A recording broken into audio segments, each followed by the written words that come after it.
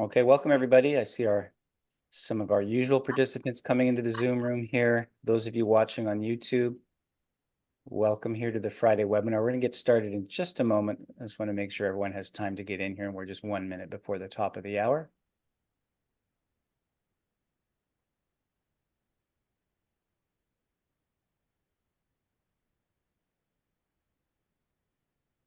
Okay, welcome to the Friday webinar, everybody. I'm Executive Director at Conservatory Canada, Derek Auger. I'm sure you all know who I am by now. You've joined me for the last couple of years, most Fridays here. Next Friday, we're going to have another webinar. I was to have Dr. Evgeny Chuganov with us next week, but he's going to have to reschedule for the fall. So in his place, Christopher Norton is going to come back. I know some of you were on a call with him a couple of weeks back when he did micro lessons for us, part 2. And you were asking for a webinar on improvisation. And so he's going to come back and talk with us next week and give us an improv webinar. That's next Friday, May 10th at 12 noon Eastern, as always. And I'm sure many of you have seen that in your inboxes. And it's great to see that many of you signed up for that already. And then today we have here with us Heather Smith from the United States. She lives in Utah, is a studio teacher, although that's very part-time for her now. She works with the Francis Clark Center, whom we'll talk about a little bit later at the end. I'll ask her exactly what that is in the United States, as well as works or volunteers for the MTNA, the Music Teachers National Association in the US. So she's very deeply involved in fundraising and development. She's contributed publication articles to many different magazines, and is involved in all sorts of different things. And she's also an RCM examiner with their exams in the US. So I'm going to turn this over to you now, Heather. If anyone has any questions, throw those in the chat box as we go along, and we'll stop and answer those later on as usual. And Heather, welcome. Thanks for joining us today. We look forward to hearing about Silent Film Celebration. Thank you, Derek. This is such a pleasure for me to share with you today, and I'm thrilled for this opportunity. I'm going to go ahead and open up my screen and open my slides. And let me just stop this. Let me get to the other way. Let's see here. There we go. My name is Heather Smith, and I am the founder of Silent Film Celebration, and I'm going to share a little bit about this organization with you. I have a picture here that that shares a lot about the organization, just this picture alone. Notice the young girl. There's 2 children at the bottom of the screen. The young girl who's sitting on the left-hand side, she has her hands poised. She has her eyes fixed on the silver screen above her, and she's waiting for a cue. The cue that she's waiting for is Charlie Chaplin, who is an ex-convict on the run, who pops up out of the sand next to an unsuspecting police officer. When she sees him pop up out of the sand, that is her cue to start performing a piece entitled The Slimy Viper. Welcome to Silent Film Celebration. Silent Film Celebration did not begin as a grand vision. It actually began because I had one student, Matthew, who was terrified of performing. Anytime we had a recital, this is a picture of some of my students. Anytime we had a recital, Matthew would not be on the stage performing. Instead, he would be found in the restroom physically ill. He had never played in a recital before, even though I had taught him for several years. And as his teacher, my heart totally went out to him. I needed to find a solution. I needed a creative solution to help him. And I found the answer in the most unlikely place, 100 years ago in the past, where musicians were accompanying the silent films. I needed something special, and I thought, this might actually work for my students. So for the next recital, I found a wonderful film called 1 Week that was presented by Buster Keaton. I broke out all of the scenes. There were around 20 scenes for the film, assigned each one of my students a scene as well as a piece that they would be performing. And like all the rest of the students, Matthew received his piece. He was also diligently practicing, and I was very hopeful that he would be able to play in this recital. However, from past experience, I still needed to make sure that when it came time for his scene, I was able to make sure that that scene was not silent. So I was actually practicing his music as well. So I set up a screen in my studio. I had the day of the recital, all of the students were lined up ready to go to play their music, including Matthew. And I noticed something interesting that day.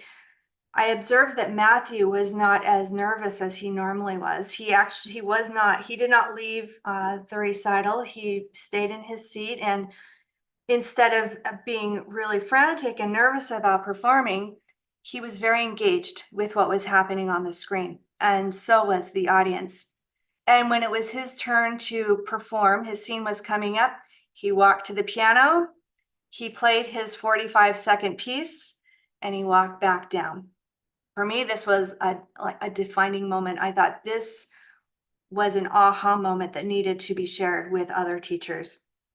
So I reached out to the teachers in my community and I said, let's put together an event. Let's do a full day event where we can support a nonprofit art organization in our community. Because I thought, certainly, if this can help my student Matthew to perform and to find joy in playing, this needed to be shared with others. So we held our very first annual Silent Film Music Festival at an art gallery. We held it all day from 10 a.m. until 8 p.m., where we had students throughout the day performing several different films. Each of the films ran for, we had like 45-minute increments. The films were around 20 minutes each, so it gave us just enough time to get people into the theater, get them out. And this is where we held our event. This was our first big event. From that event, we had around 250 students that performed. We had 16 teachers that participated and over 1,000 people that came to watch silent films throughout the day. It was the funnest experience. That was 8 years ago. From that experience, I thought I need to do something to share this. This is just only the beginning. So I turned Silent Film Celebration into a nonprofit organization, put together a team of supporters and help. And you'll see that the two most important little bubbles are at the bottom, that were my little silent film critics, little girls, and then Copper, our dog, who was the popcorn tester. So I created this program that this is where Derek learned about it, where it was shared at NCKP this last summer. But it didn't stop there. I also went to the Library of Congress in Washington, D.C. to find films and find historical films that we could share, more than just the few that I had found. That was such an enjoyable experience. I went to the library, spent the day looking through faded yellow boxes of music, manuscripts, and the reels and reels of films. It was quite an experience. One last thing that I also did was I went to the San Francisco Silent Film Festival. It's one of the biggest silent film festivals in the world. And interestingly, as I was there, because I wanted to see what engaged the audience, what did they like, what resonated with the audience and brought laughter, what kept people engaged.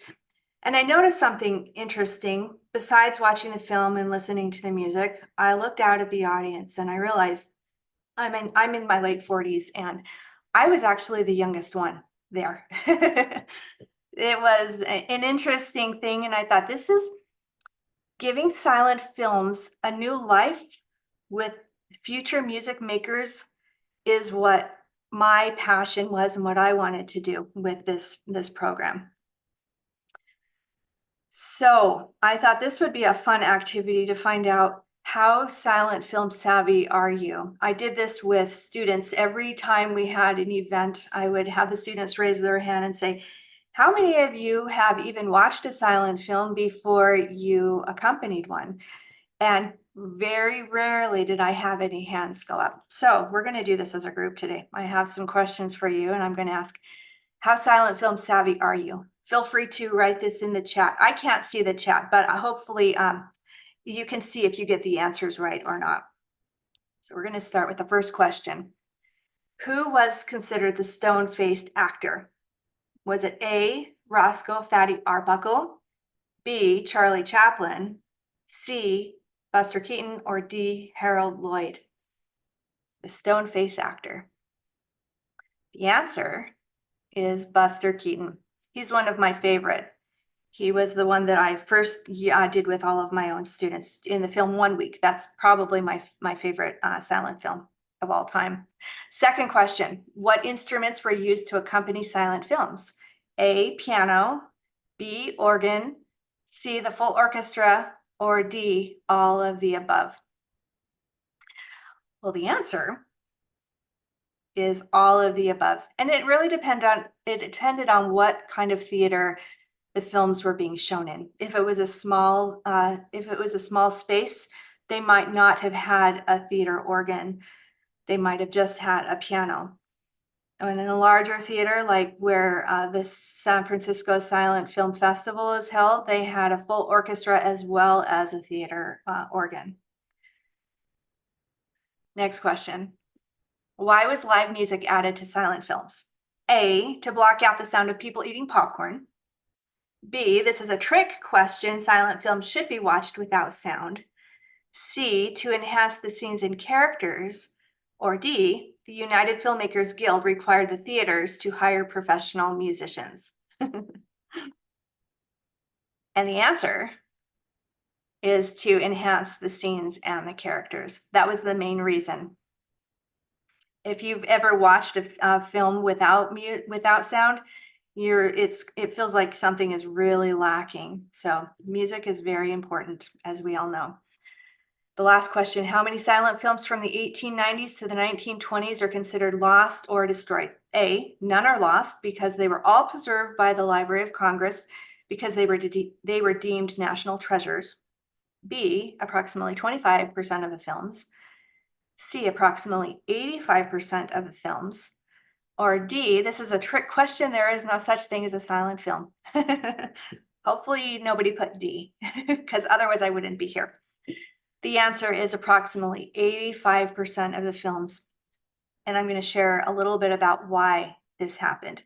But before we go into more of the historical, I thought it would be helpful for you to see what let's see here, what a silent film celebration looks like. And here is just a small clip. I know the sound isn't going to come through very well, but if you can notice that the students, there are several students that are different ages, different abilities that are going to be performing. It's just here's just a small clip.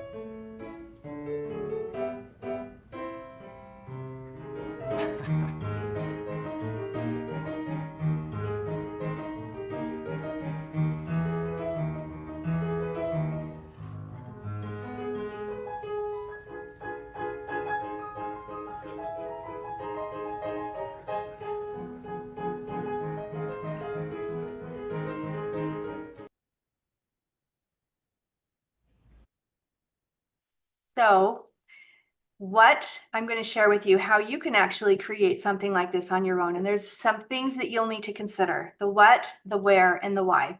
So I'm going to go through each one of these. The what, there are 3 different elements that you are going to need when you're putting together a silent film event. You need students, you need a silent film, and you need music. So let's talk about the students. This is a picture of some of my students from a couple of years ago in our silent film celebration. And you'll notice here that I have students of all ages. I have adult students all the way down to the cute little girl in the front with the braids. She had only been taking piano lessons for just a few months before we had our event. All of them are able to play together in this event. In the community where I live, most of the events are specifically for the most advanced students, those that are the most talented, that have the most abilities. And there was a lot of lacking on what I could do with all of my students, especially the young ones, because that's where you want to really get them excited about music, giving them more opportunities. And for me, the best way I found doing that is to create the atmosphere where it's not a lot of pressure. The focus is not specifically on the students, and it's a fun, engaging opportunity. So silent films is what I found works really well with, especially my younger ones. When you do something like this, you are going to be able to have multiple students play in a very short amount of time. Most of the films are around 20 minutes long, and so on average, each student is performing roughly around a minute. So you can accommodate around 20 students for each of the short films. This picture shows how you would do that. This can be for any instrument. It doesn't need to be specifically for piano. It can be for any instrument, really. But for me, I'm a piano teacher, so I'm sharing with you a picture of what I do with my students. I have 2 pianos side by side, and each of the scenes are broken out and numbered 1 through 20. All of those students who have even numbered like 2, 4, 6, 8, those scenes, they're going to be playing on the piano on the left side. And all the students who have odd numbers are going to be playing on the right side. So they're constantly alternating between the scenes. It's sort of like leapfrog, where they're going from 1, 3, 5. All of those students are going to the left piano, while the even numbered students are performing. So that's how I was able to get the students going throughout the scene or throughout the film. Besides students, you're going to need to have a silent film. One thing about silent films, well, there's many things you need to consider about silent films, well, I'm going to go through what each of those are. But first of all, let's talk about the 85% of the films that were lost. I'm going to share an interesting story about that. The silent films, most of them were made on nitrate film, which is highly flammable. It's easily to be destroyed.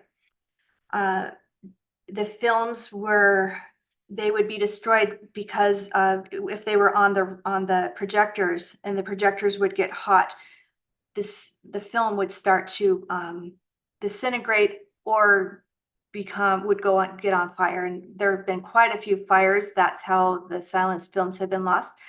I'm going to share a story about how silent films were actually saved, how they were restored inadvertently. When the silent films were sent out from Hollywood or from New York or different areas, they would go like on a track. They would go on a road where the films would go from one city to the next city to the next city.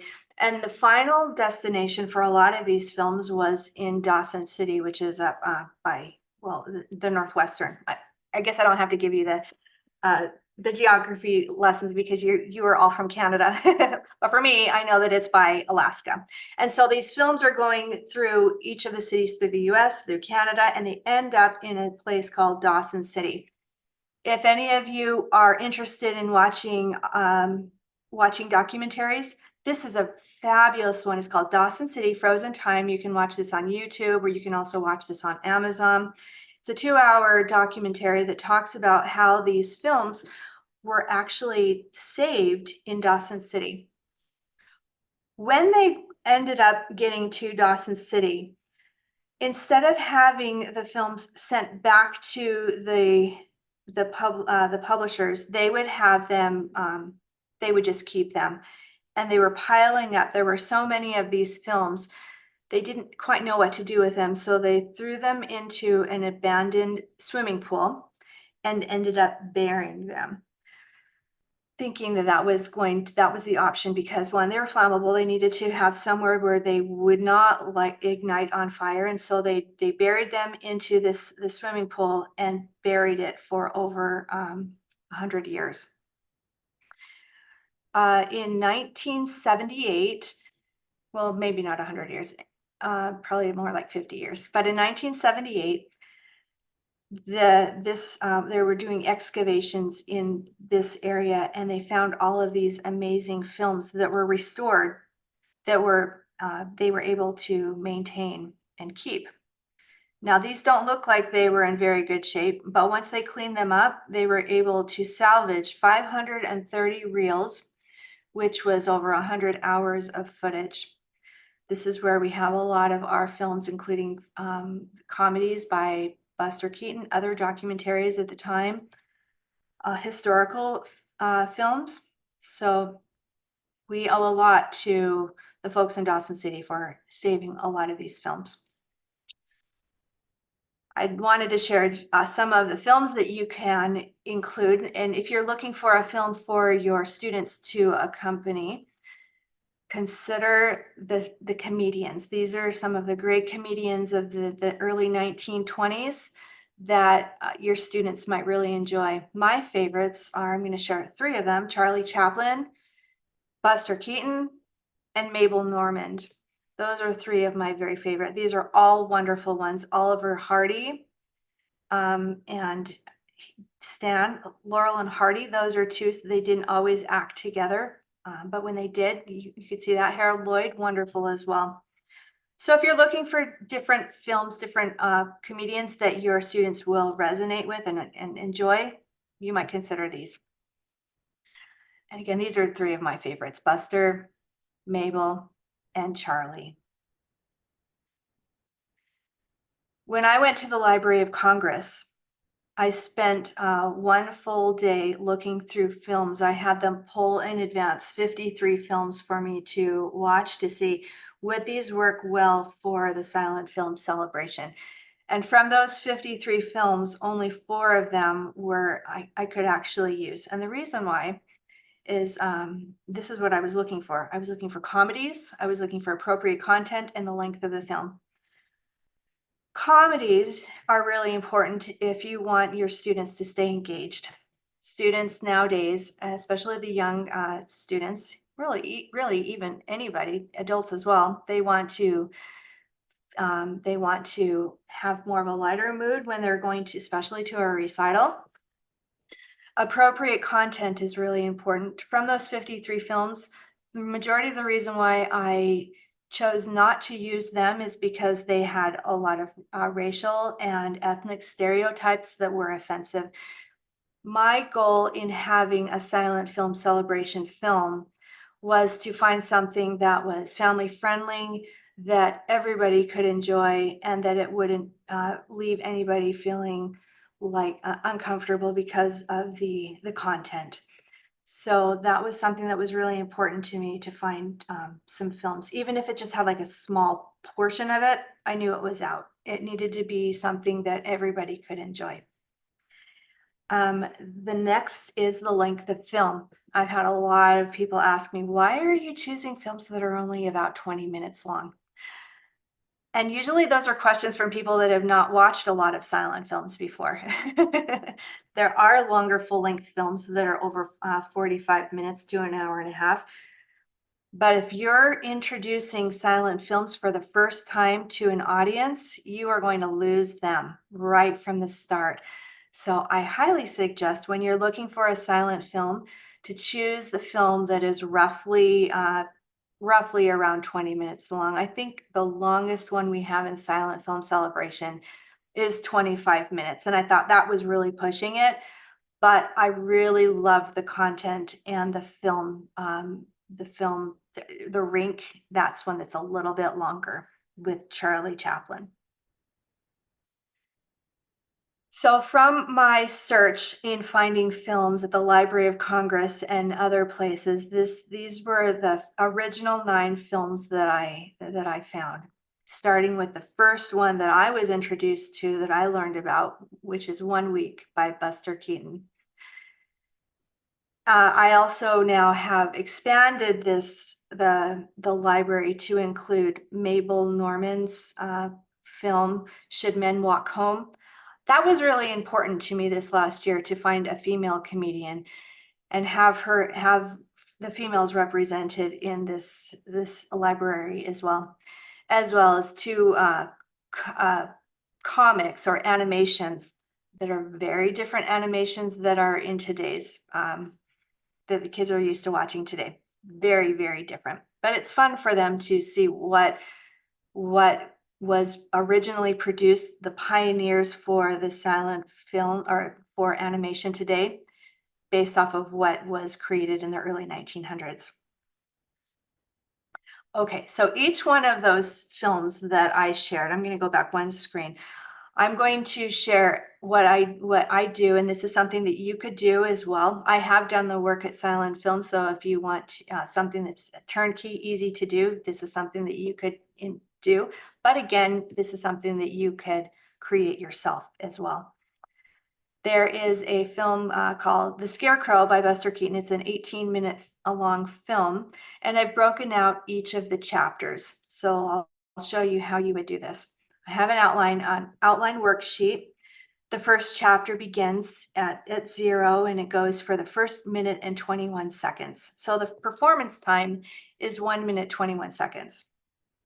I've entitled this chapter Farm Hands because it's showing the two farmer helpers and their life inside of like living together in this small little shanty. The theme that you would want is it's like a joyful theme. So every film scene, I have it broken out by theme, so you can see, well, what kind of music does this portray? And for me, I thought it was more of a joyful theme.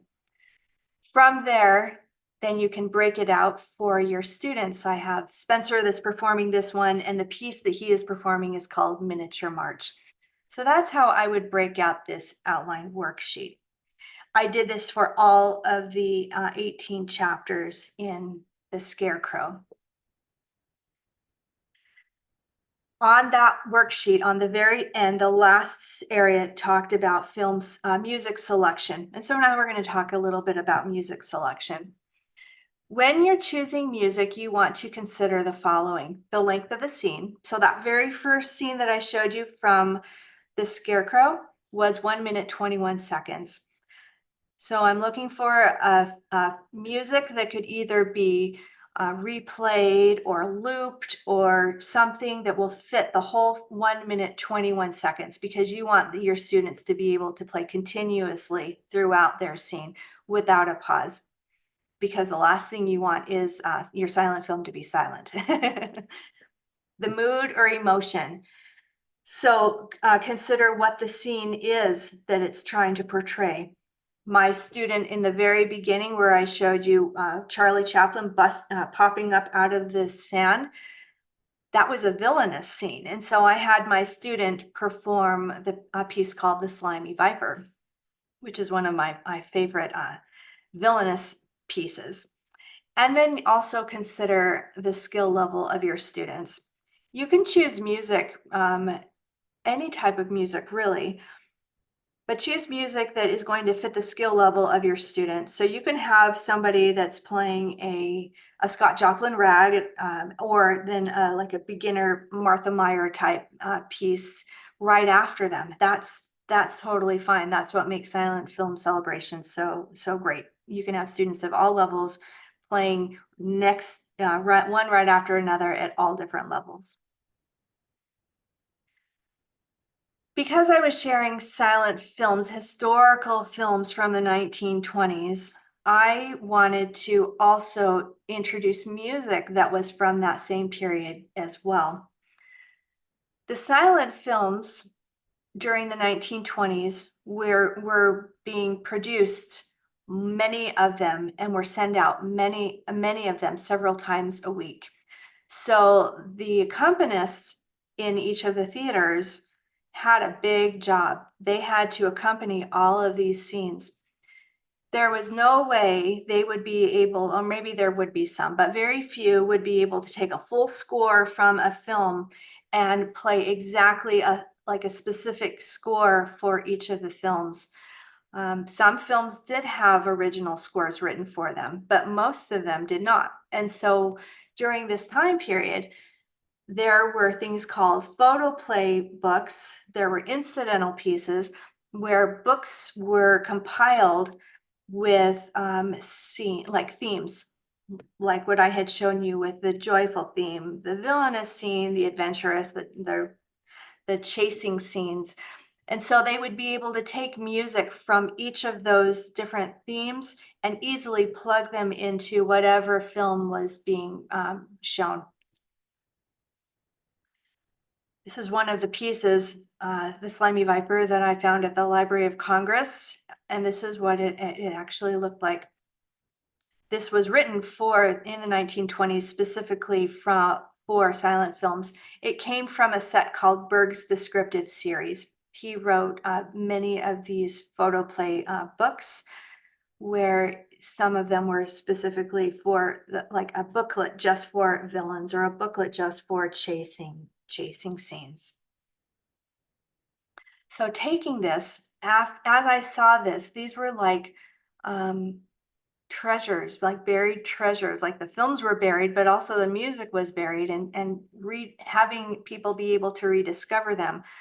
I took 20 of these original pieces that are not being published anywhere else, re-engraved them, and produced them into a volume of original music, arranged simplified music, and then also a really simplified more for the late elementary level student. So following what Berg's descriptive series did, where he took each of the different themes, I broke it out. I chose seven different themes that would easily be able to be used throughout the different films that I've produced, or I've republished. So each of them has between 2 and 5 different pieces that could fit in for a student to accompany. So from this, I knew that this was not going to be very accessible for all of the students to be able to play off of a photocopy that I took. I had it newly engraved, cleaned it up, and put it into a booklet that is multi-use, so that teachers would be able to use this with all of their students forever. So once they have it, they'll be able to print as many copies or give as many copies as they want. It's also in a PDF format, so it makes it easy to print off. But I knew that this was not going to be accessible for all of my own personal students. Everything that I've created, I did with the intent of, could this reach all of my students? And I knew that this piece couldn't. So I had it arranged in a simplified, more of a simplified version. And then from here, I've also have it, this is like the intermediate level. I had it arranged for an elementary level as well.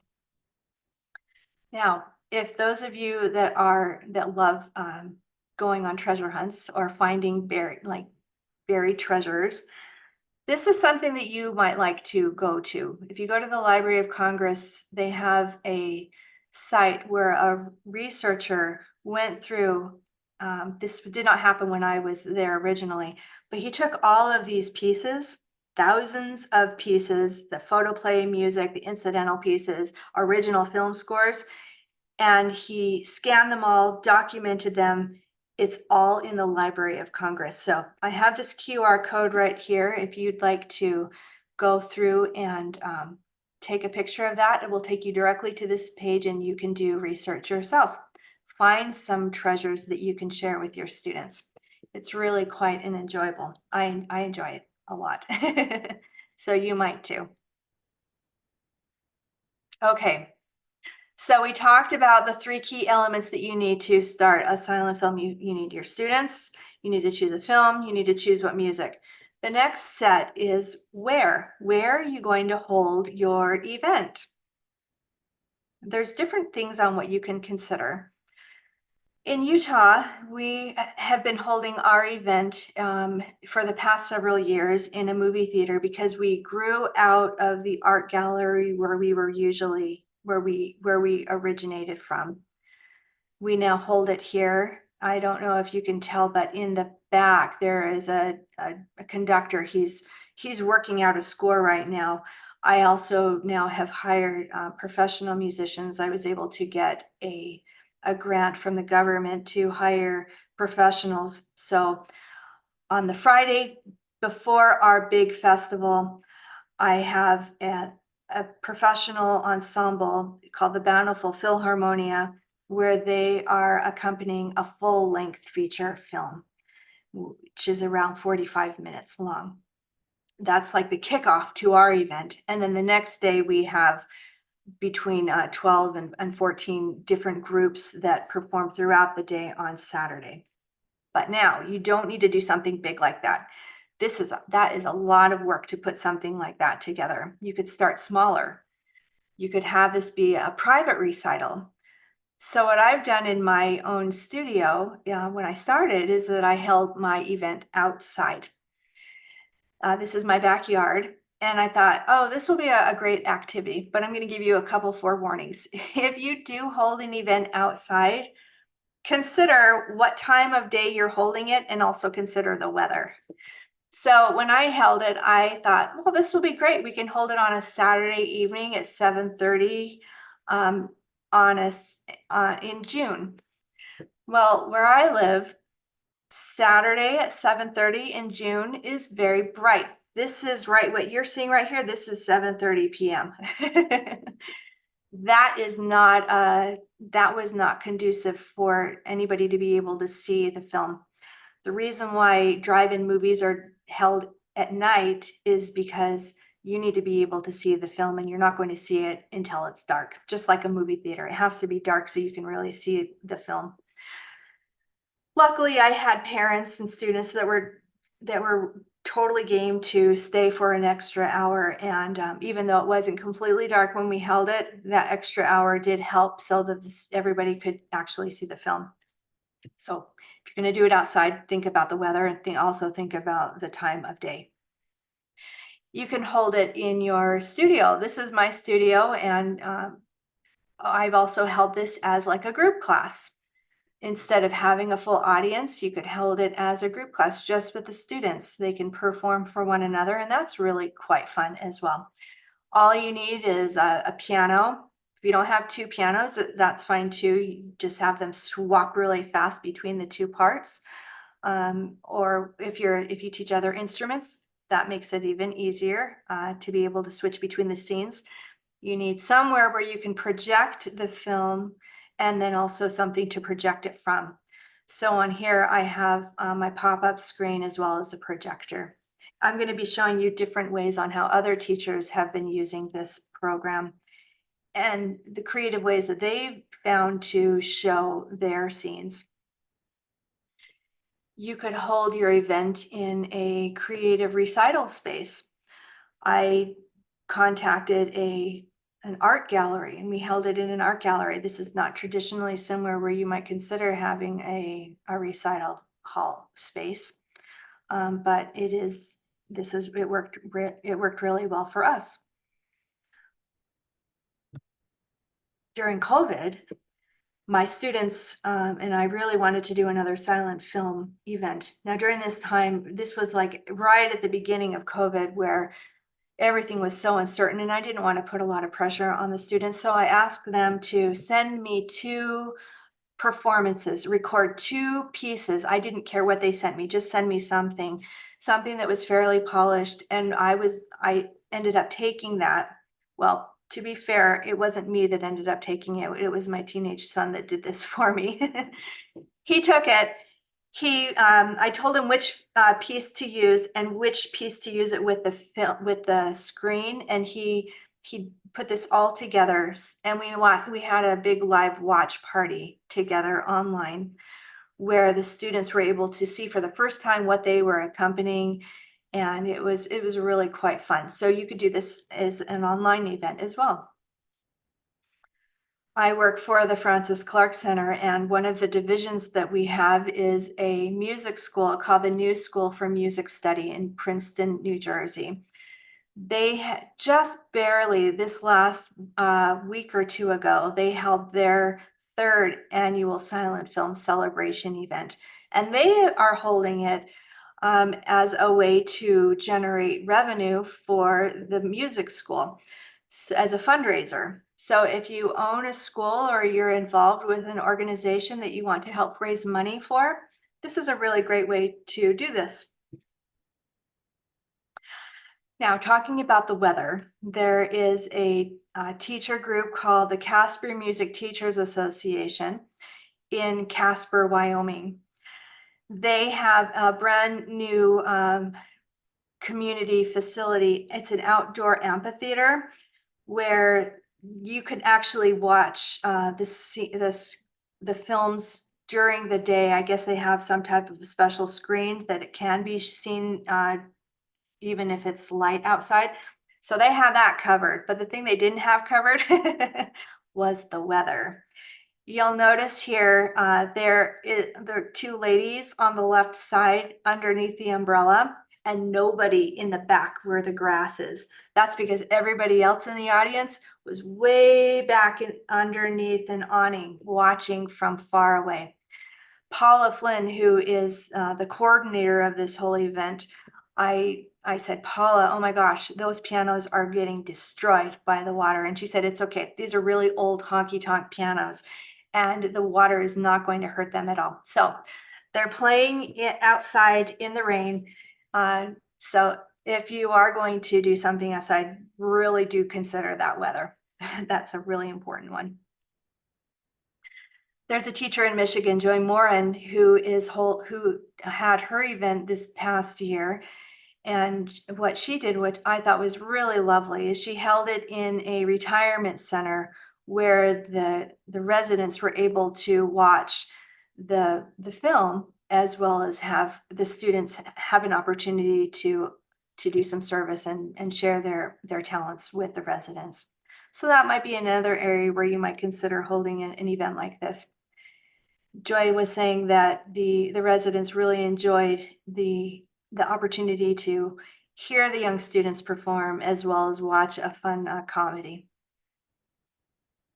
And then, as I was sharing before, this is in Utah on our Friday night event where we have the professionals perform. We have a small ensemble that was performing. So if you are a music educator and you teach more than piano, this is something that you could also do, is pull together more students and play together as a whole, as a full group, or hire somebody if you have the funds to do that, hire a group to do that.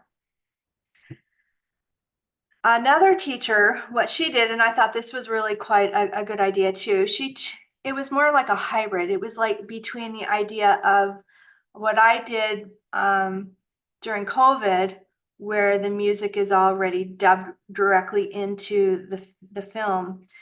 This teacher, what she decided to do was she was going to have a live watch party where everybody came, the students had turned in their music, and she had everybody watch it as a recital. So this was a recital where nobody actually performed live. It was already pre-recorded. She was saying how great this was for her group because nobody felt unease about having to perform it live for one another. So that's a great idea too. One more idea that what you could do is, this is the film that I was sharing with you about, Mabel Norman, Should Men Walk Home. My students, I had them perform actually in the theater, And then I had my son record them performing, and then he put them both together, sent this out as a video to all of the teachers so that they could share those with anybody who was not able to attend live. So there's a lot of different ways on what you can do to make your silent film event a success. It doesn't have to look like anything else that anybody else has done. Just the key things you need are students, music, film. Let's talk about some of the logistics. Now, if you decide that you're going to hold this as a bigger event, you could also use, it doesn't have to be like on a big screen, like a movie theater screen. I've seen other teachers that have used just a TV. They've had like a bigger TV, and they have all of everybody watching on the TV.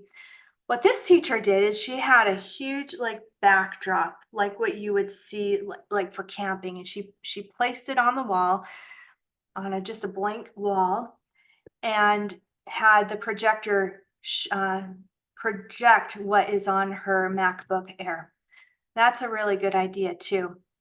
So you don't need to get really expensive equipment to do anything like this.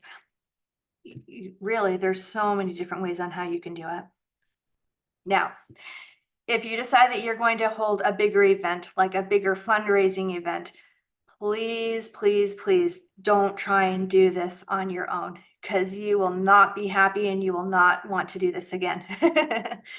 You're going to want to have a committee. So this is one of the wonderful committee groups that I worked with during our silent film celebration. The lady right next to me who's holding the cue card, she was the co-director. So we co-directed this together. We had people that were overseeing sponsorships, those that oversaw putting together all of the programs, making sure that everybody was included, somebody ordering the t-shirts for everybody. There's a lot of different things that you need help with if you're going to hold a bigger event. So don't try and do this on your own. You're also going to need volunteers. These were two of our volunteers from a couple of years ago. They are the owners of another music school, and so they've gone in on this. At this one year, we had two music schools that came, and we all did this together to raise funds for a couple of different organizations. And what I love about this is that even though these two schools were fairly close in the same community, they collaborated together. It was a huge collaborative effort to help and serve and support others. That's what I love about this too. There's no competition. It's all just a love fest. We're all just here to support our students and support our community. Sponsors, if you're going to hold a different event, my goal for every event that I hold is that we also sell tickets. So anything, it's like all of the ticket sales are going to be for whatever we are trying to raise the funds for. All the sponsors are going to cover our other costs, like renting the recital hall. That's a pretty big expense. We have a wonderful music store in Salt Lake called Dane's Music, where they're so generous. Every year they send in pianos that we are able to use for our event. So consider getting some sponsors to help with this. We've hit up parents who own organizations, companies. They've also sponsored. These are some of our bigger gold sponsors from a couple of years ago. The next logistics is the schedule. How are you going to put together the schedule? So last year I was sharing, you'll see on Friday, I had a small welcome and discussion with everybody to talk about silent films, talk about each of the films that they were going to see throughout the next day. And then we had our full-length film called Sherlock Jr., featuring Buster Keaton. If you're looking for a full-length feature, that is definitely one that I would recommend. That's a great one. It's, I think, around 45 minutes long. Not too long, but long enough that I definitely wouldn't do that with the younger students performing it, just with the professionals. Our day-long event, you'll see here, we started on this last year, we started at 10:45, and every 45 minutes we had a different group that was performing, and we went till the very end. We ended up having the Bountiful Philharmonia play the grand finale with a piece called Liberty, featuring Laurel and Hardy. So it was a really fun event. We charge $15 per film or $40 for a full pass, a festival pass. All of the students received a festival pass. They also paid a small participation fee so that they could have a t-shirt. We got them t-shirts, and they were able to go to any of the films throughout the day. So that was really, really quite fun.